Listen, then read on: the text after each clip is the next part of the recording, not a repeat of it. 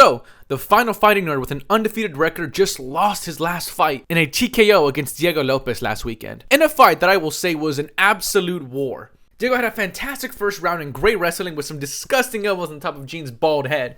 And in the second round, Silva started hitting back with some of his own shots. And I was so nervous and in absolute disbelief as to how Diego was still standing. And then Diego started hitting back with some of his own power shots. And it was almost like Silva started to get frustrated and began to get angry. And just did some stupid stuff near the end. And let it get the better of him. Still holding his own, Diego just hit him back with a nasty spinning elbow and dropped Silva, and Diego finished him off with some punches.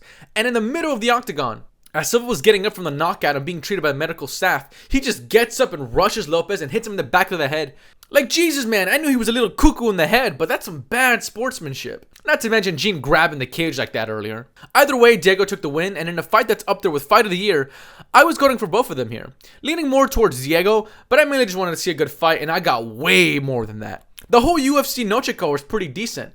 And way more entertaining than that lackluster Canelo vs. Crawford card. Jesus Christ.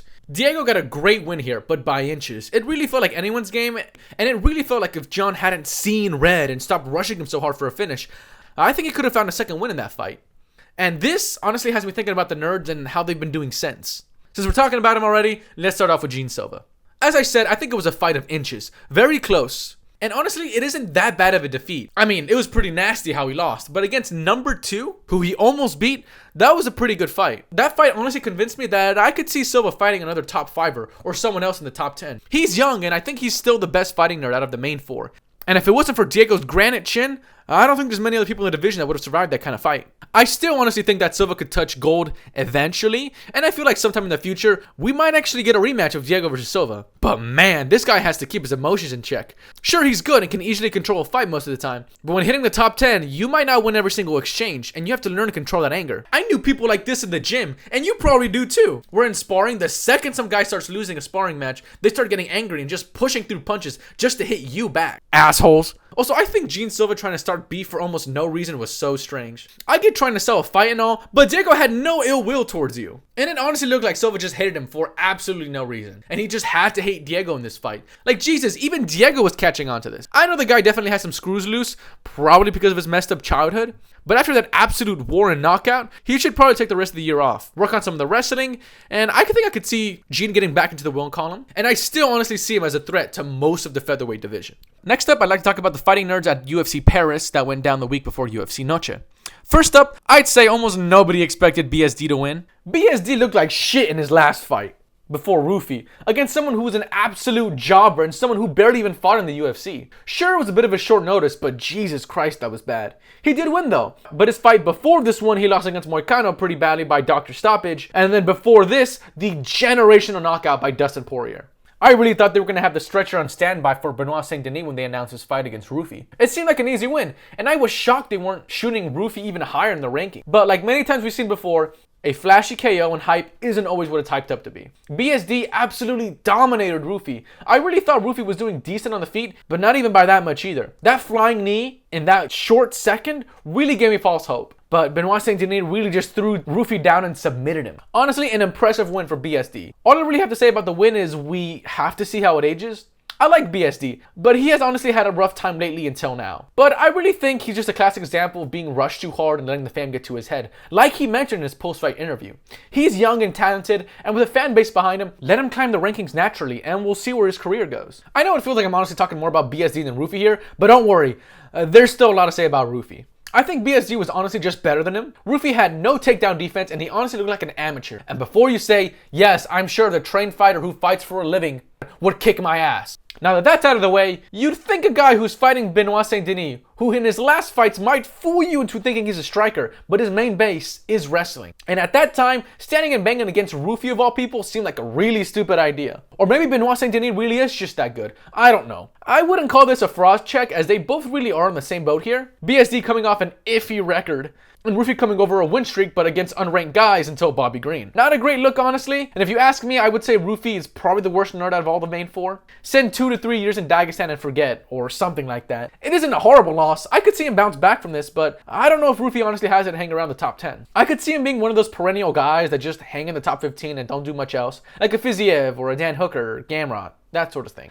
Which is fine. Not everyone will be champion, and I'm fine with just seeing Rufy an entertaining fight. This is honestly just one of those fighters that we just have to wait and see how the loss ages and if he gets better or just stagnates. Next fight, Caio versus Imov. The main event for UFC Paris was interesting. It wasn't the most entertaining fight.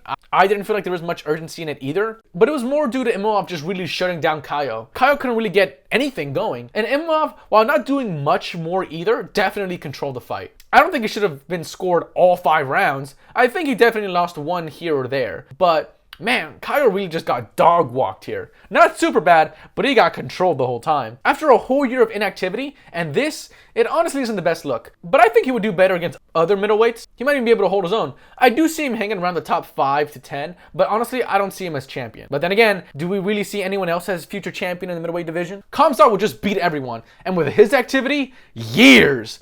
Honestly, I only see RDR putting up a decent fight, but I don't really think anyone's dethroning Chimaev. Maybe DDP if he trains wrestling for like 3 years or something like that, and that's just a maybe. That being said, with the recent Vancouver pullout, I think Imov should get the title shot. He could have sat out like Arman Tsarukyan and just waited for his title shot after beating Izzy. But the activity and now that Vancouver fight, and now that the Vancouver fight was supposed to be a title eliminator and now it's whatever the fuck this fight is supposed to be, I just think it makes more sense for Imov to be next. Of course, I don't think he's going to beat him, but whatever. Again, I think Caio will be able to hold his own in the middleweight division and maintain his ranking, but I don't think this is a horrible loss for Caio. The only one really left to talk about is Carlos Prates. Sure, he won his last fight with a crazy spinning elbow and has an upcoming fight against Leon fucking Edwards, which I think he's going to win.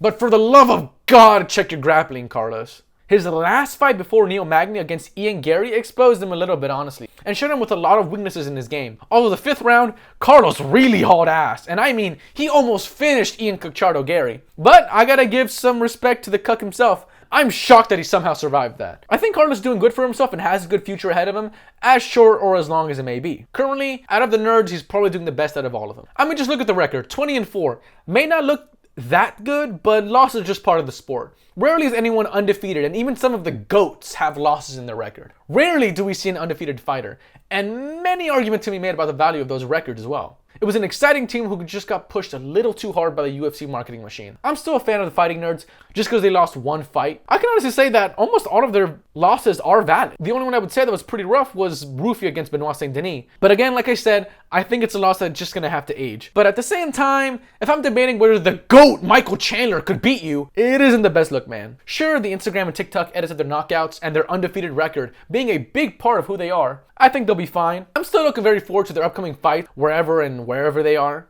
and looking forward to seeing them stack up main cards. This is the UFC. The best usually fight the best, and people in the rankings will fight other people in the rankings to either maintain their spot or move up to fight the champion. Every fight will be a challenge, no matter how good you are. Anyways, what do you guys think? Are the Fighting Nerds really washed? Will the Fighting Nerds fight back? Will the Fighting Nerds come back even stronger? Or am I just being delusional? Put your comments in the comments down below. Hit the new YouTube hype button to help smaller channels like me. I'd appreciate it. And don't forget to hit like and subscribe if you guys enjoyed the video and want to see more. I'll see you in the next one, boys. Peace!